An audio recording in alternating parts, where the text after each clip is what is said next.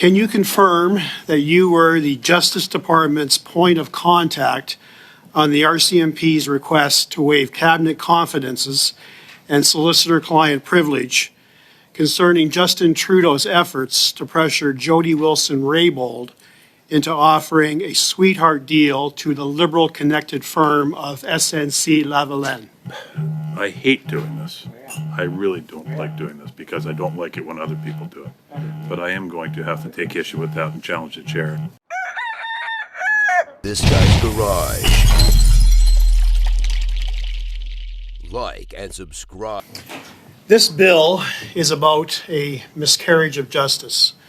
I'd like to ask some questions to the officials about a specific miscarriage of justice. To you, Mr. Livingstone, can you confirm that you were the Justice Department's point of contact on the RCMP's request to waive cabinet confidences and solicitor-client privilege concerning Justin Trudeau's efforts to pressure Jody Wilson-Raybould into offering a sweetheart deal to the Liberal-connected firm of SNC-Lavalin? Point of order, Mr. Chair. Mr. Maloney? I failed to see the connection between this and the topic we're here to discuss today. Okay, Mr. Brock. Mr. Brock has the floor. It's his time. We usually allow, this is the time for the members of parliament, so we usually allow quite a bit of discretion when we have ministers, for example, or senior departmental officials. So go ahead, Mr. Brock. Mr. Chair, though, with all due respect, there isn't a semblance of connection between his question and what we're talking about here today. So I would ask that you, review the question if necessary, because it has absolutely zero connection. It wasn't leading to something that was remotely close to the topic at hand.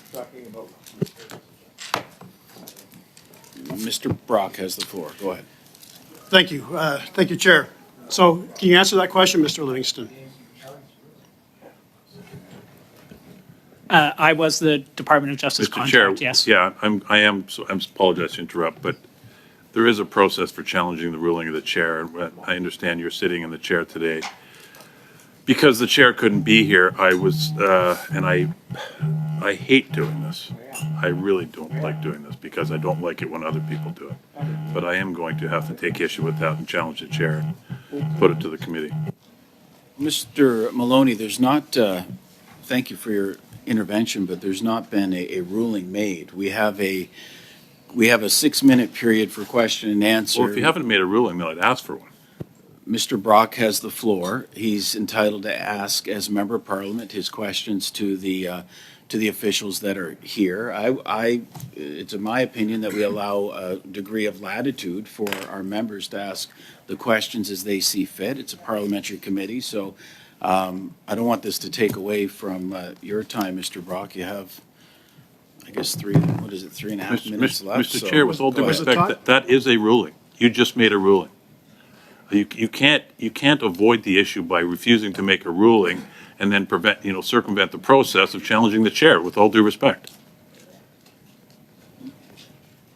Mr. Maloney, what ruling we're kind of wasting time here. I'm asking you to rule on the relevance of the question posed by Mr. Brock. Well, that's, in my opinion, I don't have to make a ruling on relevance. Well, you know what, I'm going to ask you to turn to the clerk and ask for the process, then, because that's not my understanding of how this works. Well, Mr. Chair, if I might be Is permitted. this on a point of order? This is on the issue of relevancy.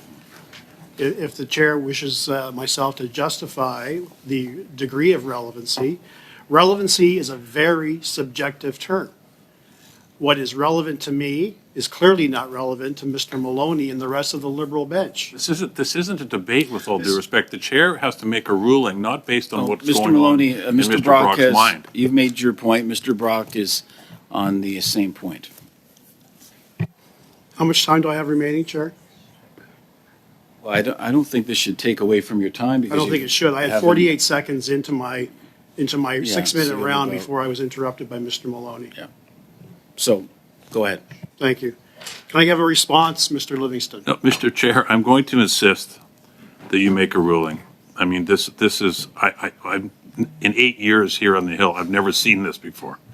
Perhaps you could take a moment to reflect and speak with the clerk and get some direction on the process, because unless I am way off base, on a point of order, you're required to make a ruling, and if you make a ruling, there's a process in place to challenge the chair's ruling. Well, look, Mr. Maloney, it's Mr. Brock's time to ask a question. You're going to get your time if we ever move on beyond this point, but Mr. Brock can continue to proceed with his questions. So is your ruling that you're not making a decision? Just let's get this on the record. I want to be clear. I've made a point of order. I've asked for a ruling. Is your ruling that you're not going to make one? Well, there hasn't been a ruling. We're doing Q&A. Okay, and I'm asking for one. Mr. Then what Chair, are you- I'm asking you, what are you asking? I'm asking you to rule on the relevance of the questions posed by Mr. Brock. Well, that wouldn't be an appropriate ruling. We don't rule on relevance. It's your of these role as chair, questions. with all due respect. No, And there's the a role point as of order chair is to rule on conduct the relevance. meeting. And you are, Mr. Brock, we have an order for speaking. Mr. Brock is able to ask his question. No, Mr. Chair, with all due respect, that is out of line. You're required to make a ruling. If your ruling is you're not going to make a ruling, I'll challenge that. But I've never come across this before. I understand what you're trying to do, but in your capacity that you're in right now, with all due respect, I think it's fair to all members of this committee and anybody who's, particularly the witnesses, that you address the issue. Mr. Maloney, Mr. Brock can proceed with his questions. There's nothing to rule on. Mr. Brock can proceed with the question and answer. Yeah, Mr. Housefather. I don't want to be, I think there's always a time and a place for questions, and it's reasonable to ask questions, Mr. Chair, but the agenda of the meeting was Bill C-40, an act to amend the criminal code to make consequential amendments to other acts and to repeal a regulation of miscarriage of justice reviews. In the normal course, when witnesses are invited here, they're invited to speak to the issue that is on the agenda of the meeting. Now, of course, there's always flexibility, but if somebody were invited here on a sports study and questions were posed to them on medical assistance in dying, I think it would be relevant to ask the question of relevance. Here, I fail to see the correlation or the relevance between that question and the subject in the meeting, and that's what I want to understand, Mr. Chair, what the relevance is.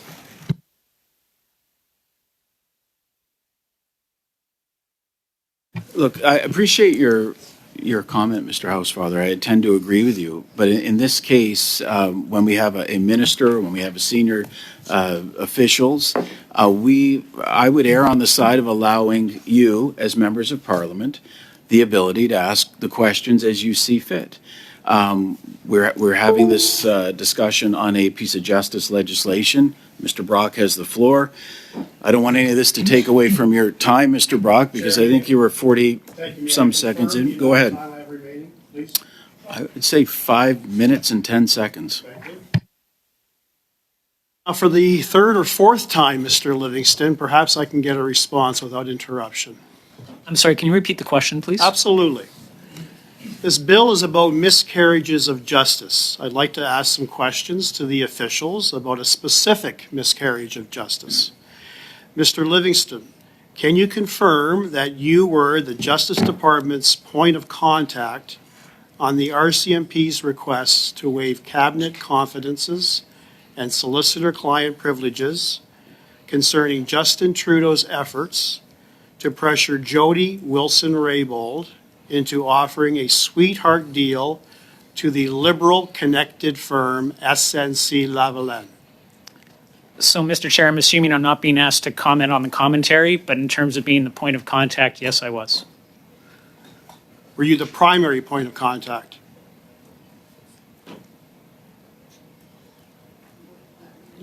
I don't know the answer to that. I don't know if there were other contacts. Mr. Livingstone, why did the government refuse the RCMP's request for a full waiver of cabinet confidences? I'm going to renew my point of order, Mr. Chair. I mean, we've now heard this line of questioning pursued. If anything, it's become less relevant, if that's even possible.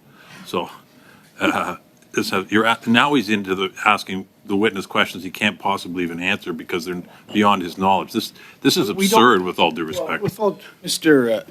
Manley, Maloney, sorry, Mr. Maloney, I'm going to allow discretion for our members to ask questions. If the witness is unable to answer a question, they can say they're unable to answer them. If they want to speak to something that they want to speak to, that's their time. The answer is their time. The question is our time. I would tend to agree with Mr. Housefather if we were dealing with a witness that we brought in from somewhere to speak specifically on some narrow issue. But these are, we have members from the department, and we have the minister appearing, and everyone around the table knows when a minister's here, or when certain officials are here. Sometimes we have very wide-ranging questions. So go ahead, Mr. Brock. Wide-ranging doesn't include an entirely different topic, with all due respect, Mr. Chair. Mr. Livingstone, would you like me to rephrase the question? Repeat the question? Yes, I'll need you to repeat the question, please. Thank you. Mr. Livingstone, why did the government refuse the RCMP's request for a full waiver of cabinet confidences? I'm not in a position to answer that question. Do you have an answer you just cannot respond to? No, I don't have an answer to that question. Did you counsel the outcome? I can't answer that question. That's privileged information. What position did you advise the government to take? I can't answer that question. Mr. Livingstone, who ultimately, if you can't answer the question, is there any other individual who was providing instructions to the question I just put to you? I don't know the answer to that question. Were you part of a team that gave advice to the government with respect to that request from the RCMP? I can't speak to any advice that I provided. That wasn't the question. Were you part of a team of lawyers, of senior counsel, senior lawyers, who were tasked with the responsibility of advising the government on that position to take with respect to that request? Were you part of a team? I believe that's still an area of privilege. I can't answer that question. Mr. Livingstone, on July the 5th, 2019, you Monsieur le emailed... Président, point d'ordre.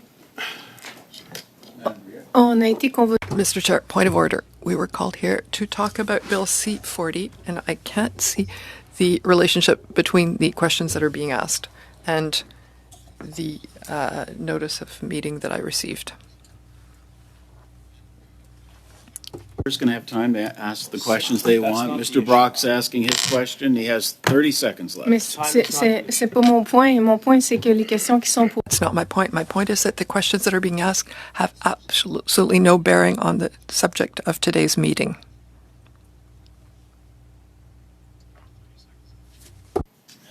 Yes. Thank you. Mr. Livingstone, was Justin Trudeau ever interviewed by the RCMP? I have no Mr. knowledge Chair- of that. Mr. Chair, this is the only time the word C-40 has been mentioned is in a point of order, which just confirms how absurd this is, with all due respect. And, you know, Mr. Maloney, your turn is up in about 6 seconds. So you can. well, actually, it's not, but Yeah. Mr. Brock, you have. Your response to that question was? I have no knowledge. You have no Okay. knowledge. Was Justin Trudeau's chief of staff, Katie Telford, interviewed? I have no knowledge. Mr. Brock, Was his best friend, Gerald Butts, interviewed? you're out of time, Mr. Brock. Thank you.